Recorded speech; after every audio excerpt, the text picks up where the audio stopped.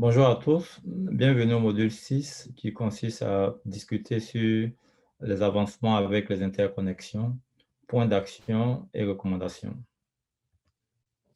Ce module comprend 3 points principaux, les objectifs, les points d'action et les recommandations. Introduction.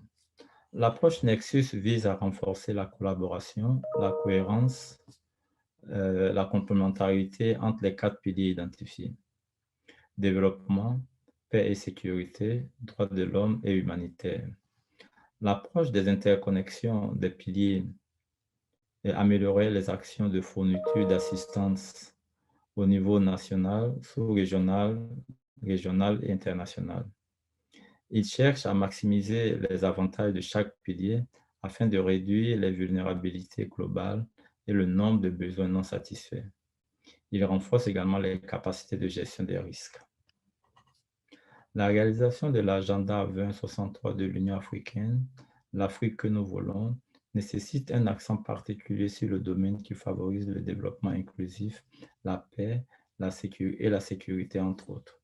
Ce module résumera les nouvelles approches de la planification, de la conception et de la mise en œuvre des politiques à travers les piliers afin de promouvoir une méthode de travail intégrée et adaptative qui amplifie les gains réalisés pour la réalisation des ODD et de l'agenda 2063.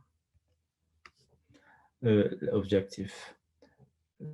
Les objectifs généraux sont principalement de fournir les outils pour renforcer une approche intégrée dans la conception et la mise en œuvre des politiques de long terme du lien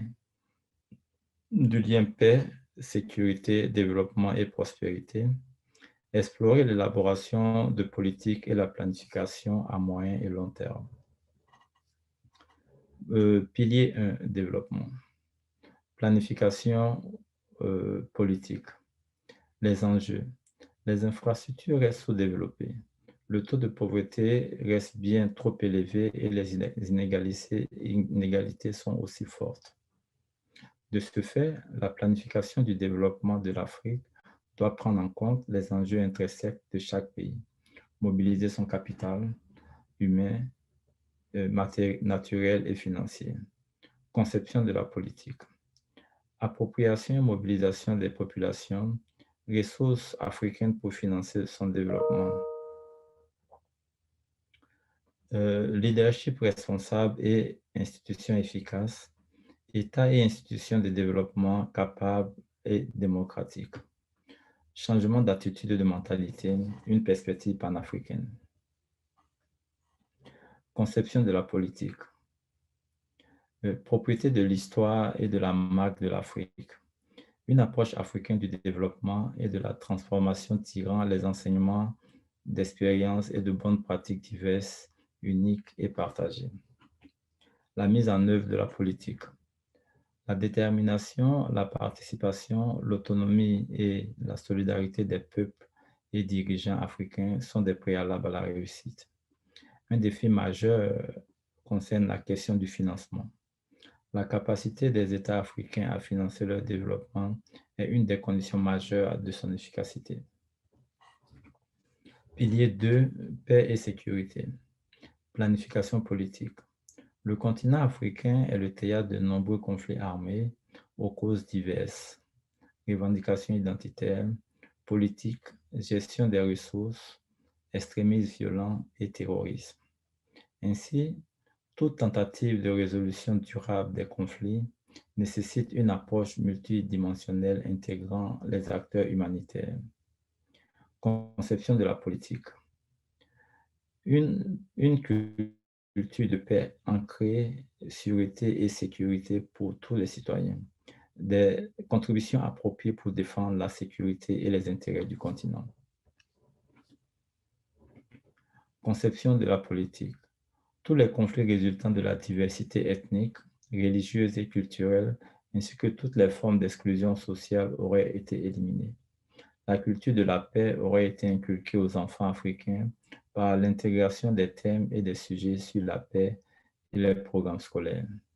La mise en œuvre de la politique.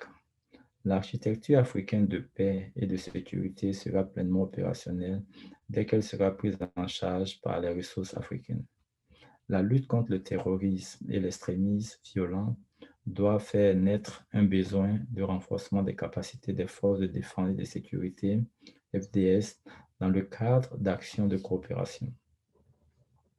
Pilier 3, droits des personnes. Planification politique. Les droits humains sont au cœur du droit international et des relations internationales. Représenter des valeurs fondamentales communes à toutes les cultures, à respecter par tous les pays. Par conséquent, toutes les parties prenantes nationales et internationales doivent être prises en compte, contribuant ainsi à la participation et à la coopération significative de tous les acteurs. Conception de la politique. Elle doit être basée sur les points clés, à savoir éliminer tous les actes de violence contre les femmes et les filles dans tous les contextes, privés, publics et dans les situations de conflit, éliminer toutes les normes sociales et pratiques traditionnelles préjudiciables aux femmes et aux filles, ainsi que les pratiques qui favorisent la violence et la discrimination contre les femmes et les filles. Conception de la politique. Éliminer tous les obstacles entravant l'accès pour les femmes et filles à des services éducatifs, sociaux et de santé de qualité. Mettre fin à toutes les formes de discrimination politique, sociale, économique, juridique et ou administrative. La mise en œuvre de la politique. L'existence d'un cadre juridique favorisant le respect des droits de l'homme, la justice sociale, la protection des personnes et des biens. Un système judiciaire indépendant capable d'assurer une application cohérente et uniforme est la marque de l'état de droit. Pilier 4, humanitaire. Planification politique.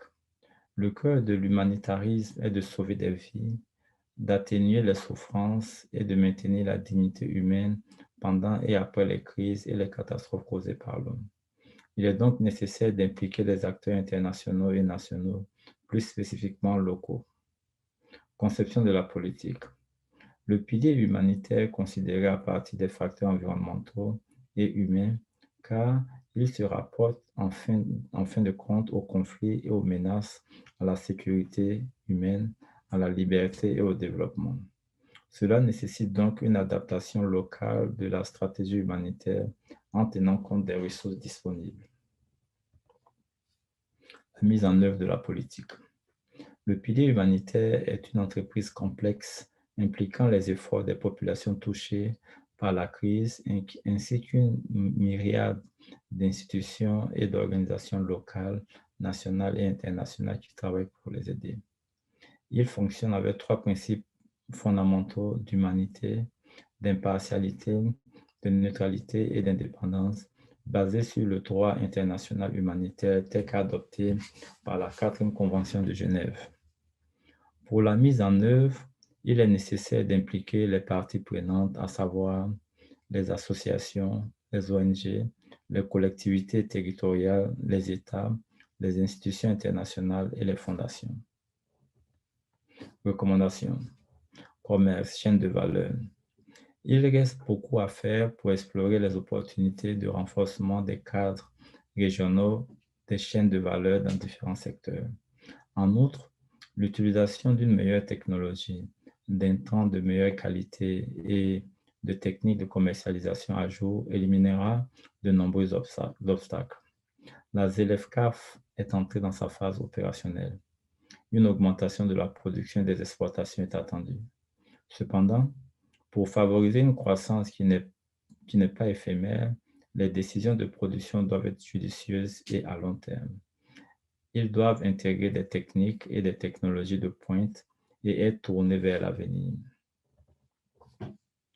Les barrières non tarifaires constituent un défi majeur pour la pleine mise en œuvre des accords commerciaux régionaux et de la ZLECAf. Il faut trouver des solutions.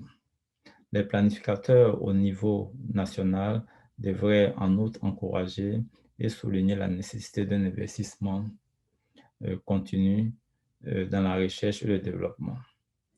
Personnes, capital humain. Les chaînes de valeur mondiales ne fonctionnent pas sans intervention humaine.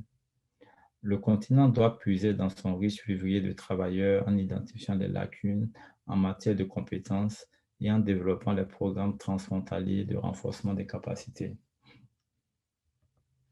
Les infrastructures. Une fois que les décideurs auront éliminé les obstacles à la dimension productive de l'intégration régionale, ils devront s'attaquer au déficit d'infrastructures du continent. Si rien n'est fait pour répondre aux besoins d'infrastructures de l'Afrique, l'intégration économique et sociale régionale en souffrira grandement. Sans infrastructures adéquates, pas de livraison de matières premières aux usines, pas de production, pas de livraison de marchandises aux consommateurs et pas de prospérité des activités commerciales et financières, ni internes ni transfrontalières. Les politiques macroéconomiques fortes. Les décideurs politiques doivent désormais œuvrer à une augmentation des investissements au niveau régional et continental. Ils doivent harmoniser les plans d'action pour préserver la stabilité macroéconomique et ils doivent veiller au respect des accords conclus entre les communautés économiques et à travers le continent.